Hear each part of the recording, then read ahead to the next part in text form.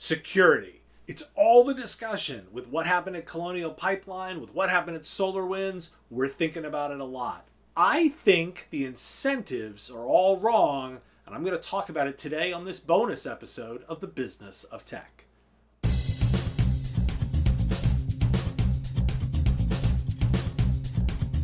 Insanity is doing the same thing over and over again and expecting different results. This often misattributed quote is on my mind a lot of late. Not because I'm trying to figure out its origin, it's not Einstein, but because I've been thinking about what to do differently to address security for small and mid-sized clients. It's not news that there's breaches or that there's a problem. I've been covering it so much, I feel like listeners must just be tired of hearing about incident after incident. It's not news that things are broken. So how do we change things? It's clear to me that the incentive system here is entirely broken. Humans generally behave along the paths where their best interests align. It's why the idea initially of managed services is appealing, as you align the customer's desire for uptime with a provider's incentive and reward uptime with profitability. In security, it's clear that's not working. For a long time, the incentive was that there would be reputational damage for a breach. But that's not proving to be true. Let's take some really big ones and look at their long-term impact. Target is a story we talk about all the times in terms of a breach. But if you look at their stock as a measurement of the value of the organization, well, there you go. Equifax is another one. Huge breach, right? We constantly talk about it. They're not even a beloved company. Take a look at their stock price. How about Marriott? Remember that breach? Now tell me on the stock tracker where that breach happened. You can't even tell. They're not penalized at all. Now, a big recent one. SolarWinds. Massive supply chain breach. Allowed a foreign adversary into major US government agencies. Likely cost the taxpayer millions of dollars. Here is former CEO of SolarWinds, Kevin Thompson, when asked in congressional hearings about the SolarWinds update server that was secured with the password 123. So, Mr. Thompson, is it true, and this is something when the committee told me, I was kind of in disbelief. If all that was going on, then why in 2019 it was said that you could easily access your server by simply using the password SolarWinds 123? So that related to a mistake that an intern made, and they violated our password policies, and they posted that password on their own private GitHub account. As soon as it was identified and brought to the attention of my security team, they took that down. So you heard it yourself. That does not sound like someone who takes any personal responsibility for security. The new SolarWinds CEO said the following at RSA just recently. Quote, "What happened at the congressional hearing where we attributed this to an intern was not appropriate and is not what we're about." But the board at SolarWinds doesn't think the breach was a big deal and made sure to pay their executives. CRN reported it. Quoting that article, all 6 named executive officers reaping stock rewards above $5 million despite the company's stock price falling by nearly 20% last year. Now, as any manager knows, incentives matter. Thompson's tenure was rewarded. You can say it's not what you're about, but without consequences, it is what you're about. Actions speak louder than words, after all. Despite all of this, you can't tell me that the stock won't recover.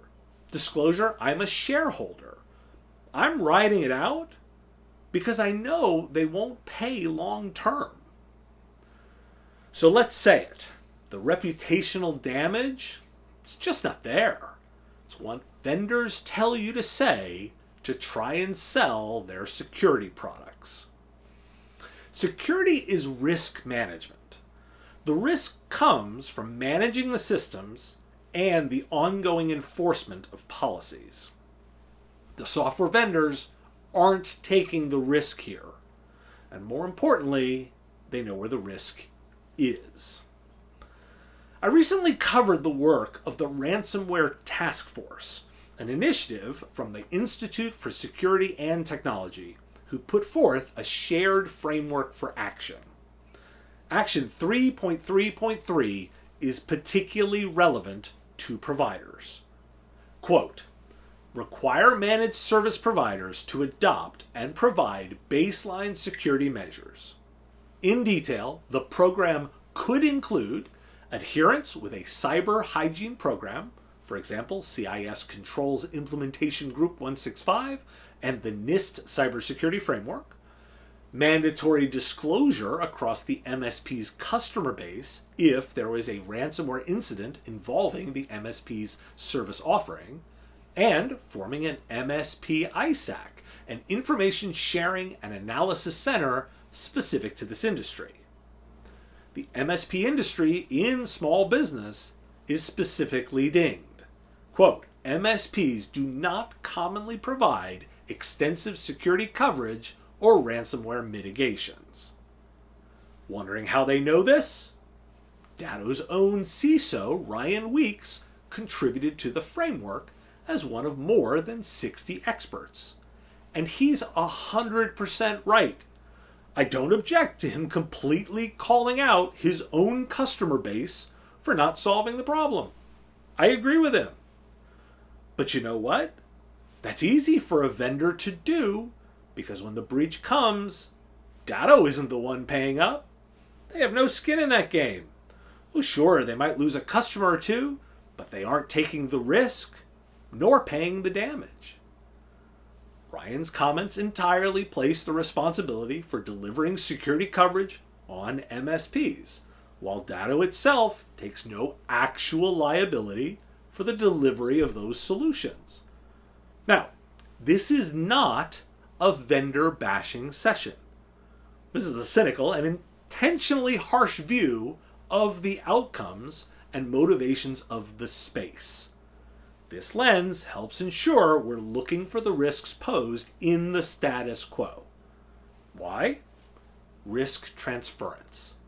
This isn't their fault. Why? IT services companies accept this risk transference.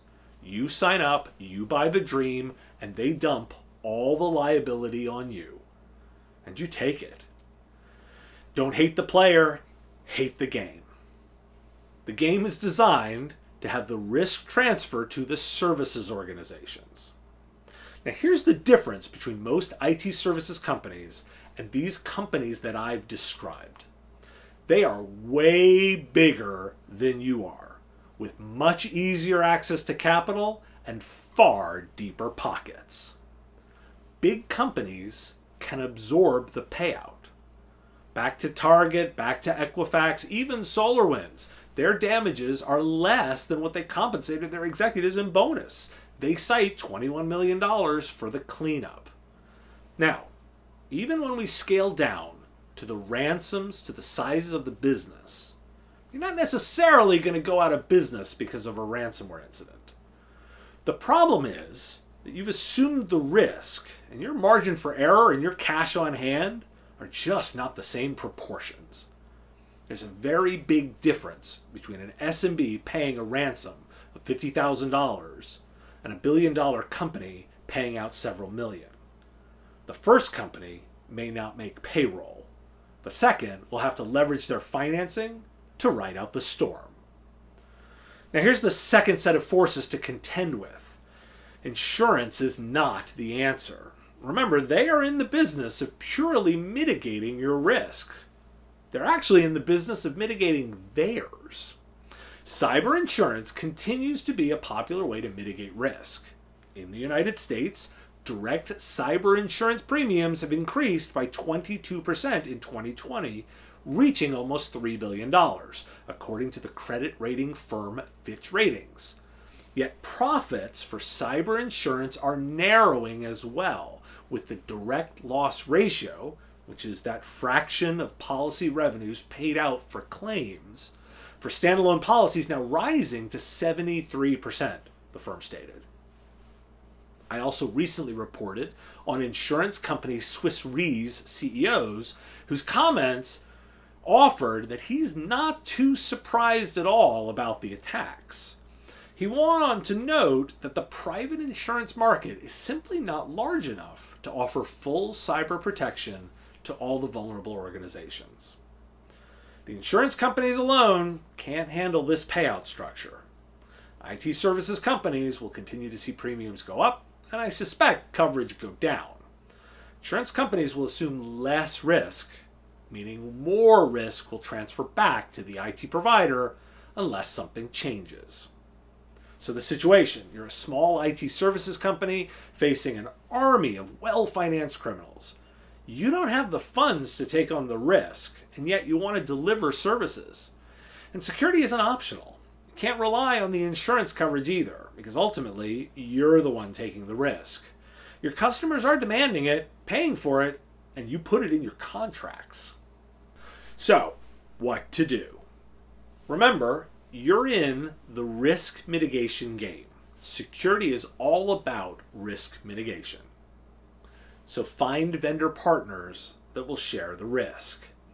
Let me give you an example. Did you know SentinelOne has a warranty? Now don't get me wrong, lots of T's and C's to this one, and I'm not sure it offers a giant big green check mark that says you're always covered, or make sure the user knows that their coverage is good. But this is a great type of offering. I'm not endorsing the technical product.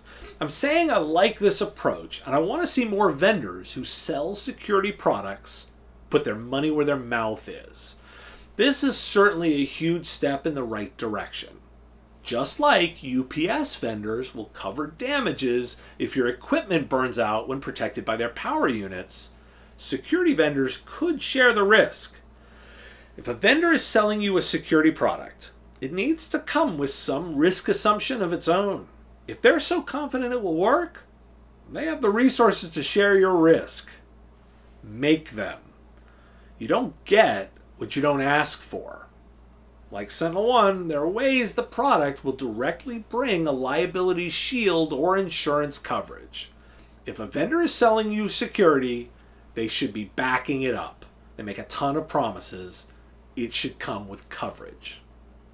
Vendor is a point for you. Here's your big opportunity with your deep pockets and your product development capabilities.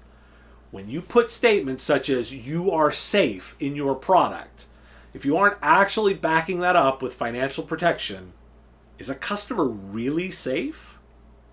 Now, if a vendor won't commit at this level, they should have some actual skin in the game internally.